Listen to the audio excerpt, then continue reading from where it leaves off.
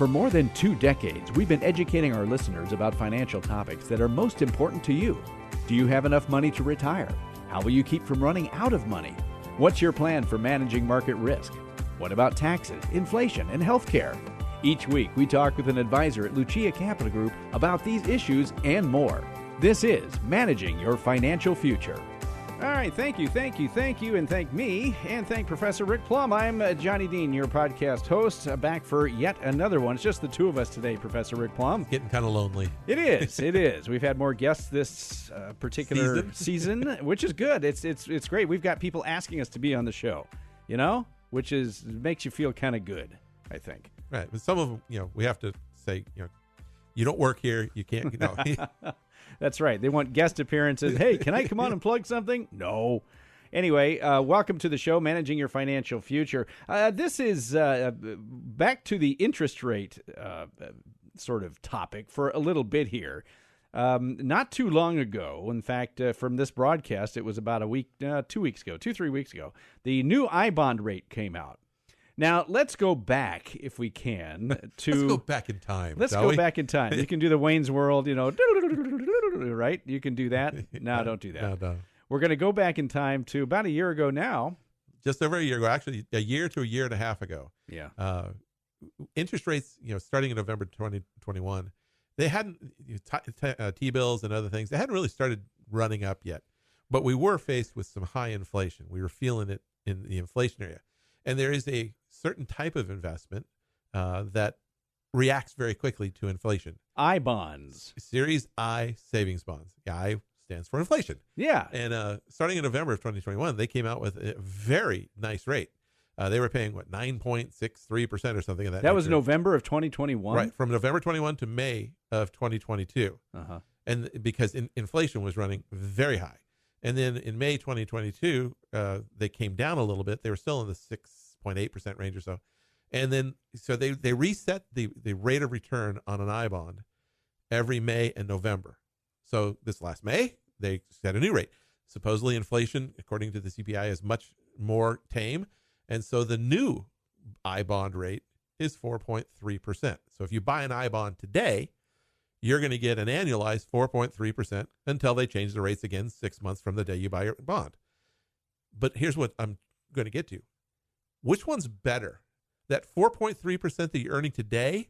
Or should you have bought one at 9.6% a year and a half ago, a year to year and a half ago?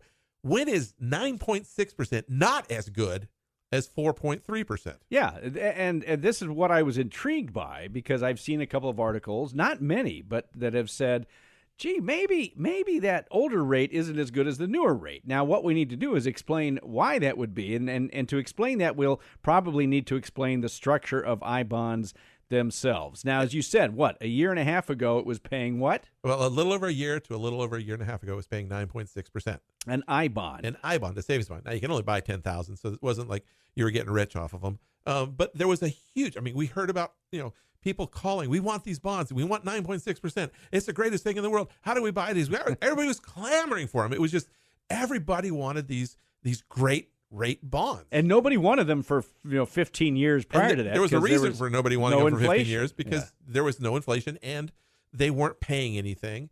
And it was we didn't have anybody clamoring for CDs a year and a half, 2 years ago either. Yeah. Now people are talking about Treasuries. Nobody wanted those. There just wasn't any interest rate and there wasn't any inflation. So these bonds didn't earn anything. And all of a sudden inflation comes in. We've got this 9.63% rate of return. Now, you did not get 9.6. If you bought it and you held it for exactly 1 year, you did not get 9.63%. That is an annualized rate, but you only get that rate for half the year. So you get half that rate for 6 months. Then you get the new rate for 6 months, and every 6 months your rate changes. Now, if you don't have to have bought it in November. You could have bought it in March or April, and you would have still had that same rate for 6 months. Is that correct? And I will fess up, I bought mine in March of 2022. Yes, I bought some I-bonds. Now, I never intended to hold them for 30 years. I-bonds can be held for up to 30 years. They will pay interest for up to 30 years. You cannot cash them in within the first 12 months. And there is a 5-year time period where if you cash them in with 5 years, there is a 3-month interest penalty. So that's some of the rules you got to deal with. Okay. I looked at it as a shorter term. And at the time, I looked at what's the worst thing that could happen to me over a year. and that was basically earning half of that 9.63%. And on an annualized basis, 4.5%, almost 5%, was better than anything else out there. So that's why I bought them. So if you buy them, but I didn't buy them to hold forever.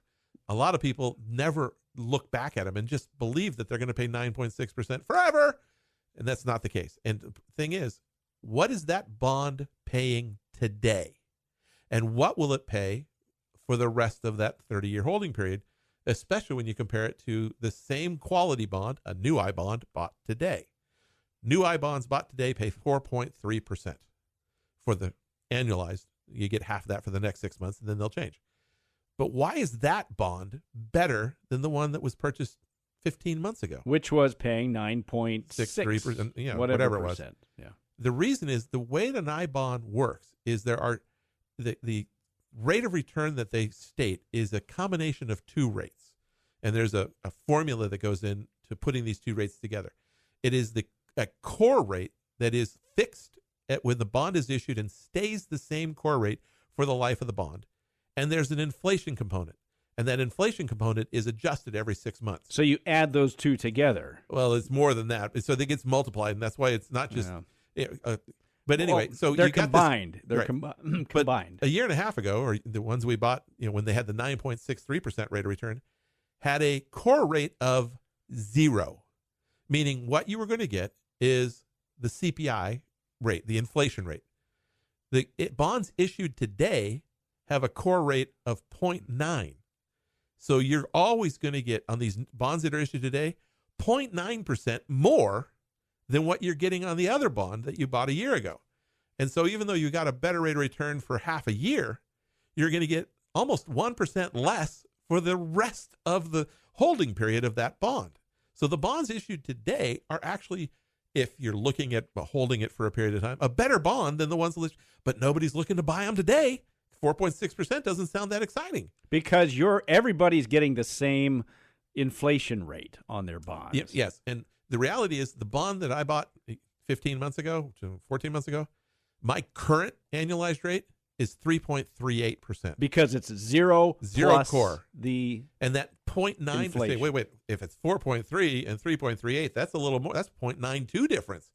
That's because there's a math function in there. That's okay. So you will always have a minimum of 0.9% better rate by buying the bond today and holding it than the other ones. But this is what I'm trying to get to. People loved it a year ago. They probably didn't understand what they were getting into. And they hate it today when it's actually a better bond. But they hate it. Or they're not buying it as much today. You're still getting, okay. Well, I mean, at the time of this broadcast, 3-month Treasuries are over 5. No, that's true. And so, but it's only 3 months. Right.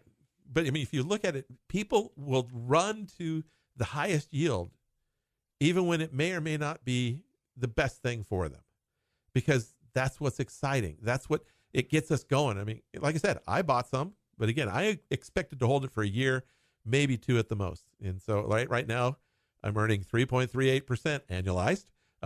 So you're the reason it's better now at the lower if you're going to rate. hold it, because you're going to earn 0.9% better for the rest of time. So you're earning 3.38 on that one you bought a year and a half ago. And yes. If I buy one today, you're earning 4.3. Neener. Right. Now I have a little head start that I'm earning. Year and a half. But if this holds, this will hold for the rest. My bond's got 28 and a half years left to go. You buy one today, you get 30 years left. You will get 0.9% or better, more return for the rest of your holding period for at least the next 27 and a half years compared to mine, or 28 and a half years compared to mine. Yeah. That's almost 28% more return than what my bond will get. The core rate is 0.9%, just under 1%. 0.9%. Yeah, 0.9, just under 1%. When was the last time it was, do you know when it was last time it was something other than 0? Yeah, actually, it was not. It was only 0 for a little while. It was 0.1, 0.25. There was some different core rates through the years. But it's been very, very low core rate, 0% for last several years before this latest iteration. I read where it hasn't been as high as 0.9% in 15 years. Yeah, it hasn't been 0.9. It was in the lower half of the 0. It's 0.02, 0.01. Yeah. But it has not been this core rate, which is the rate that it's going to hold for the rest of the bond. For the bond, and the core rate is fixed. But this is all a matter of understanding what you're trying to get into. And I've had this discussion with people, and they're saying, well, why would anybody want a 3-year or a 5-year fixed account at 4.3% when I can get a 2-year Treasury at 4.7? Well, because the expectation, and that's why they're priced this way, is that 2 years from now, when you renew that 2-year Treasury, it will be lower. And so if you're looking at a 5-year holding period, you can guarantee yourself 4.3, but you can't guarantee yourself 4.7. So they're figuring that the renewal rate in 2 years will be in the 2% range or something. It's only a guess. That's nobody knows. We don't know for sure. Yeah. So some people don't want to have to worry about the reinvestment risk. And so they buy the 5-year. And they get 4.3% or give or take whatever that rate is right now. It's a little lower than the 2-year rate, which is lower than the 18, lower than the 12, lower than the 3 month seems to be the highest rate right now, but because the market anticipates rates potentially coming down in the not too distant future. Down? How far? Who knows? Are we going to go back to where we were with the prime rate at 0-ish? Well, not anytime soon. You won't get me saying that.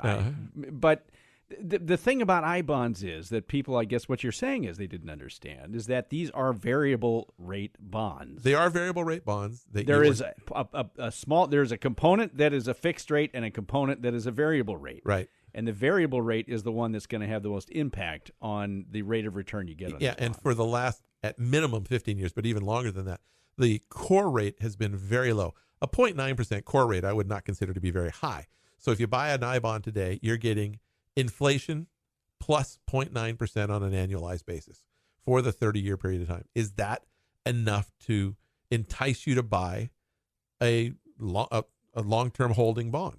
Now, like I said, minimum 5 years to avoid penalty.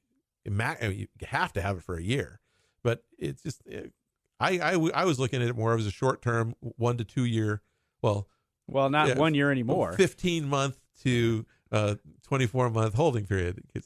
I would say 15 months because I would hold it for a year and then hold it for 3 months, because then if the interest rate went to 0, my penalty for getting out is the last 3 months of interest, and then that way I wouldn't learn anything. The year, right? Exactly. But it's a matter of people were really excited about them when they were 9.6, and I bought them before, so this isn't the only one I bought. So yeah. No, but I mean, you got it, and you got it for half a year. And I got 6+% or half of 6+% for half a year. Which is what? What did you get on that I bond for a year? I got 6.68% for the year. Yeah. Okay. Now again, that's a pretty good rate of return. No, it's not bad. Now you have to hold it for. Let's give these rules one more time for people who are saying what. Yeah. So now you can't get that buying it today. No, you cannot. But as far as how long you have to hold them for, you cannot cash them in within 1 month or with 1 year. They won't even talk to you. It's just not redeemable in the first 12 months of its life for any reason. Death, disability, come up with any excuse. They're not going to cash it in for 12 months. After 12 months, before 60 months, so between 1 year and 5 years, if you cash it in, you give up the last 3 months of interest that would be earned. After 5 years, you can cash it in at any time. Now, from a buying and cashing it in standpoint, typically you're going to want to buy it towards the end of the month, because you get paid interest for the month that you get into it, whether you get in on the 1st or the 30th. So hold it. And you want to sell it or redeem it at the beginning of the month, because you don't get paid any interest for the month you redeem it. So that's another great trick you folks just learned here on this program. But it's all a matter of knowing what you're getting and understanding why you're investing it. Like I said, I bought it, but I knew I wasn't going to hold it for 20, 30, 40 years. Not 40, you wouldn't hold that long. And this is the problem. We don't talk a lot about it, but chasing yield is what that's what it comes down to. People were doing. And you get enticed by the fireworks, 9.6. Right. I mean, especially. And there was a lot of articles written about it a year and a half ago. Well, it was in the news. It was like, hey, this is the greatest thing since sliced bread. I remember it over like the week it came out. I mean, it was like overnight, and it was literally overnight when this rate changed. Well, they jumped quite a bit from where it had been prior to November 2021. Well, we've been in this low interest rate environment for so long, and we'd had very low inflation for a long time. Oh, it was something so new that it was kind of exciting. Well, it was. But again, when we talk about chasing yield, Professor Plum, what are we referring to? We're referring to people who look at the number and get enticed by this number, and they jump in. I have no doubt that what you said is true, which is that people bought these thinking, wow, a 30-year bond, 9.6%, I'm getting this for the next 30 years. And they looked 6 months later and said, what happened? Well, and the bonds do change now. The rate changes every November and every May. Your bond, if you were to buy one, changes every 6 months. Mm-hmm. So if you bought one in April, they issue a new rate in May. Your rate doesn't change in May. It'll change in October. Yeah. So you're on a semi-annual rate, Mm-hmm. but the government issues the rate in twice a year. Now, when you sell these, is this like you redeem them? You don't sell them. You just cash them back in, right? I mean, Right. you're not like if I have a bond, a regular Treasury, I would, and I want to get rid of it. It's if you want to sell it before the, maturity, you go to the open market, and you sell yeah. it like a stock in that Right. respect on the bond market. And you sell it. And but that's not how these work. no, these are redeemable directly with. In fact, most of them now are bought through Treasury Direct. You can't even get. It's very difficult to get paper bonds, savings bonds. We used to always have. We'd have people unfortunately pass away, and the kids be going through the house, and they'd find a stack of savings bonds, and like, wow, didn't even know Grandma had this. You're not going to have that happen as much going forward because the only way to get a paper bond is to use your tax refund to get the paper bond now. So Yeah. for savings bonds.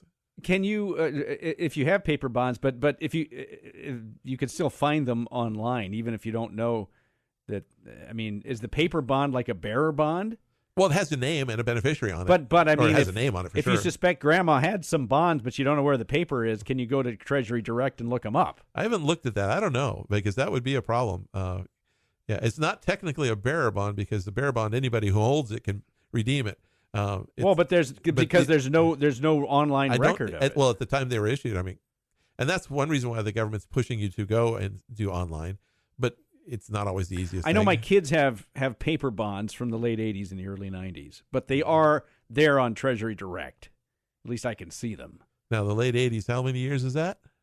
Well, that's 30. I don't know. Well, it's over 30. Then why do they still have them? Because they haven't gone online to cash them in. Because they are earning nothing. No, I know. And literally zero. Right. I mean, this is, you know.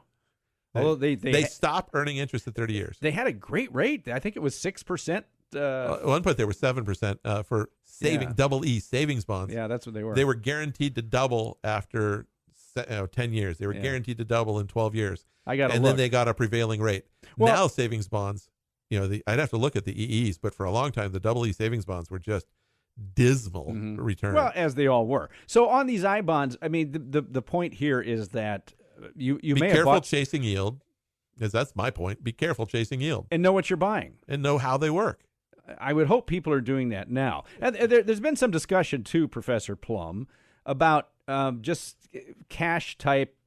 I mean, bonds aren't cash, but what to do with safer cash. money, right? What to do with cash? There's still a lot of talk with these, different banks that are teetering and some that have failed. The mid-sized banks that kind of were beneficiaries of some relaxed rules a few years back, and now they're paying the piper. But there are people who are genuinely concerned about banks like this and the runs on the banks. What do you see? What can people do if they're just not trusting some of these smaller banks? Let's say. If you don't trust the small bank you're in, I would say if it's FDIC insured and you live within the limits, even though they've kind of ignored the limits lately, I'd still say live within the limits. As long as you're under the limits, you as a depositor will not lose any principal. 250,000 still per person, correct? Well, yes. Yeah. So you as a depositor, now a lot of people investors in those banks lost everything, but the depositor did not lose any money. But they may not have quick access to it overnight. But a lot of times when you have $200,000 or more, if they were under the 250, yeah, but even they ignored the limits and they gave the FDIC coverage to everybody. Yeah, that's true. But I'm just saying, stay in the limits. If you are uncomfortable with the bank, move your money. I mean, what would be an alternative? Move it to a bank that you're not worried about. Move it to a brokerage account and buy treasuries. Of course, are you worried about the federal government making their payments?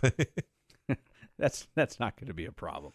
So, I mean, because like we were talking earlier, Treasuries, if you want to lock your money away, but it's not really locked away.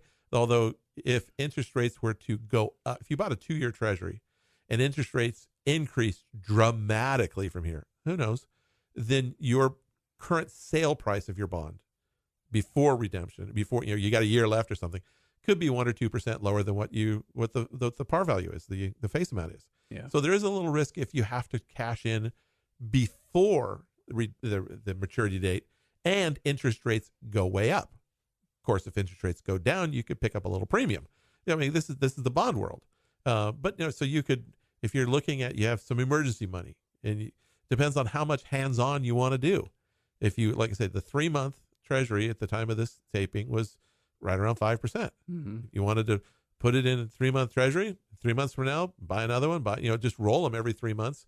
People do that with CDs. You can do the same thing with Treasuries. If you don't want to do that, there are bank accounts, money market accounts. There are what are those earning high yield now? savings. 4s. Money markets at 4s? Give or take, yeah. Yeah, I'm just astonished at that.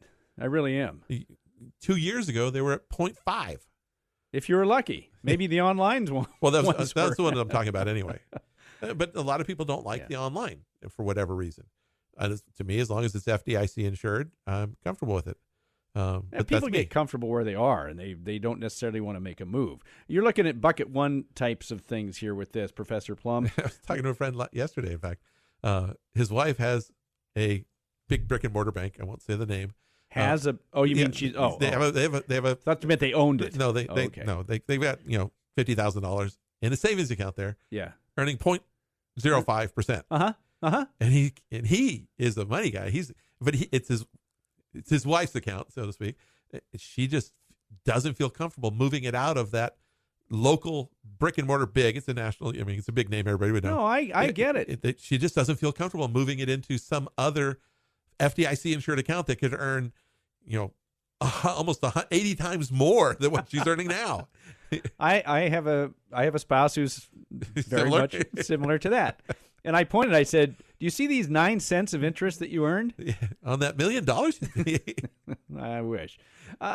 This just is a lesson, I think, for many people to understand, as we say all the time, understand what you're buying. When you talk about bucket one, Professor Plum, what sort of assets are you as an advisor looking at? Well, we're looking at something that has very little, if not any or no, volatility.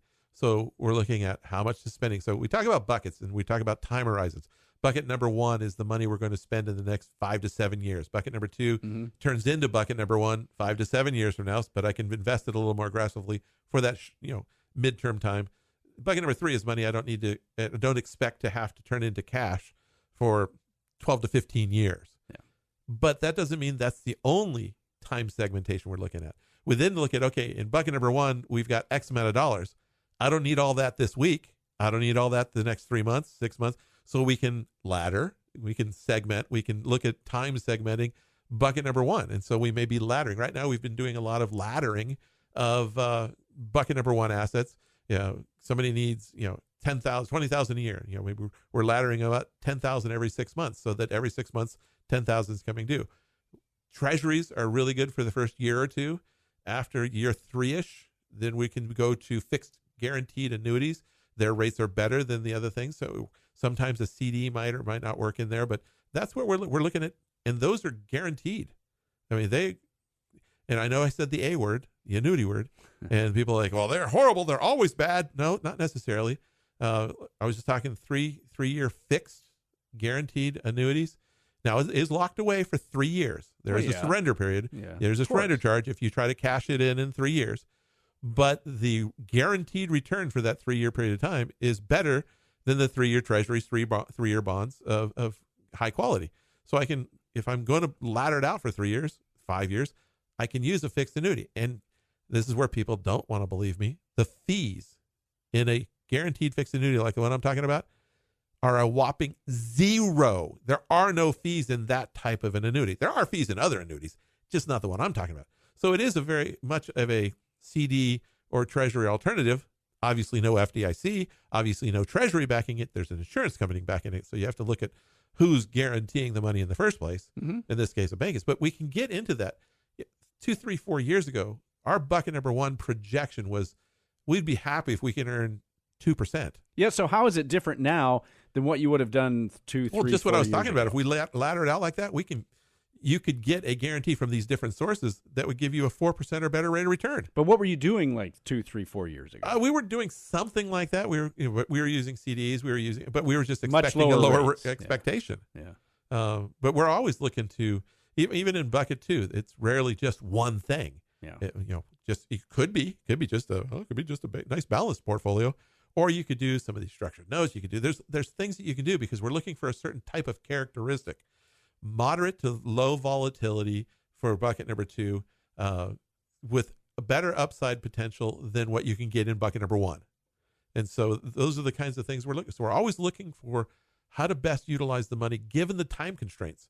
Short time means we don't have the time to recover, which means we cannot accept the risk of the potentially higher returning assets that are further down the line, bucket two, bucket three. And so an I bond a year and a half ago is not something that. Well, the problem with an I bond was you could only buy 10 grand worth. Well, and so most people need more in their buckets than 10 grand. Is that total? That's how much you can own? That's how much you can buy in a given 12-month calendar year. Okay, so calendar year. So every year you could buy another 10,000, but that's not going per person. Yeah. Yeah, but that still doesn't add up to a lot. For most people, it probably wouldn't work. But that's not something, because for something like a bucket one, you're not looking for yield first. You're looking for safety first. Safety first, yeah. Or low volatility first. And if you can look, so we look for the characteristic of the risk first, and then we try to get the best return for the amount of risk that we're willing to take on that money. We don't put the return first and then accept whatever risk that it gives us. We're looking for how much risk are we willing to take, and what kind of what's the best return for that factor first. Were people asking you a year and a half ago or whatever that was, 16, 17 months ago, why shouldn't I have I bonds in my bucket one? Yeah, they were asking. They say, well, you're spending $50,000 a year, and how are you going to get enough I bonds to make a difference right now? Or even just a portion of their bucket one. But again, I bonds, the ones purchased a year ago, could not be redeemed for a year. So they could. No, this would be for the bucket one that they don't need for 2 years or something. And we had that discussion, and the question was, how long do you think this inflation is going to last? Yeah. And because these bonds will do fine until inflation comes back under control. Like right now, they're earning 3.38%, and I could do better in the Treasury. Yeah.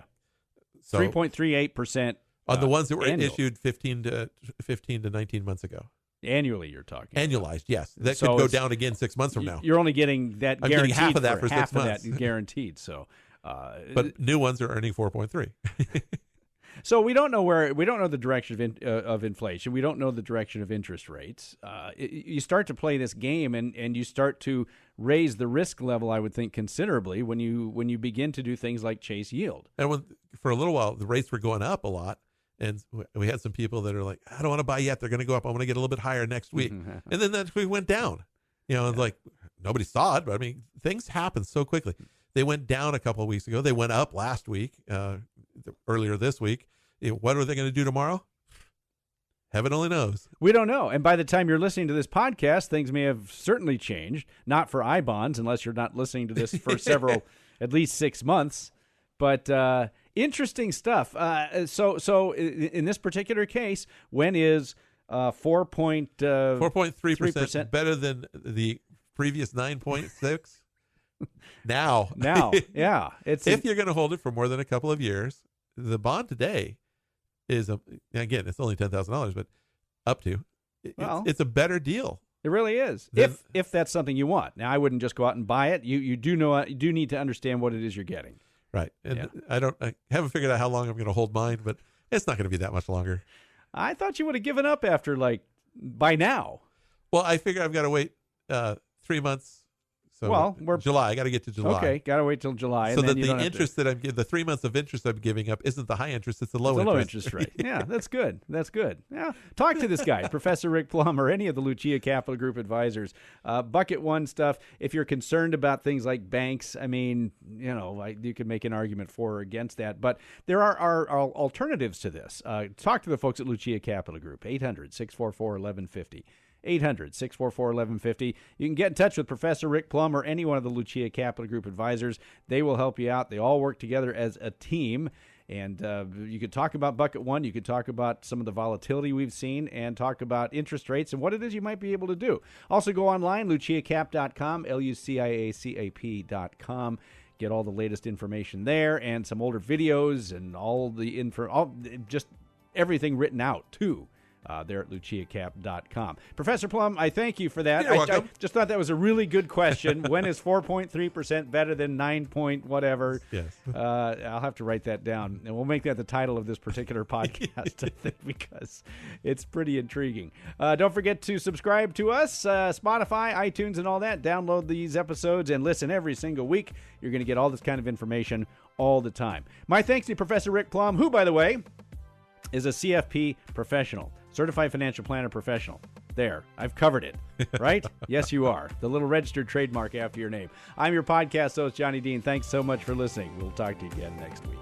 The information provided should not be considered specific tax, legal, or investment advice and is not specific to any individual's personal circumstances. Each taxpayer should seek independent advice from a tax professional based on his or her individual circumstances. Different types of investments and/or investment strategies involve varying levels of risk, and there can be no assurance that any specific investment or investment strategy will be profitable for a client's or prospective client's portfolio. Thus, investments may result in a loss of principal. Accordingly, no client or prospective client should assume that the information presented serves as the receipt of or a substitute for personalized advice from Lucia Capital Group or from any other investment professional. You should always seek counsel of the appropriate advisor prior to making any investment decision. All investments are subject to risk, including the loss of principal. This material is gathered from sources believed to be reliable. However, its accuracy cannot be guaranteed. This material should not be considered a solicitation of an offer to sell or buy any specific security or offering. Investors should consult a financial professional to determine whether risks associated with an investment in the shares are compatible with their investment objectives. A Series I bond is a non-marketable, interest-bearing U.S. government savings bond. Series I bonds give investors a return plus inflation protection on their purchasing power and are considered a low-risk investment.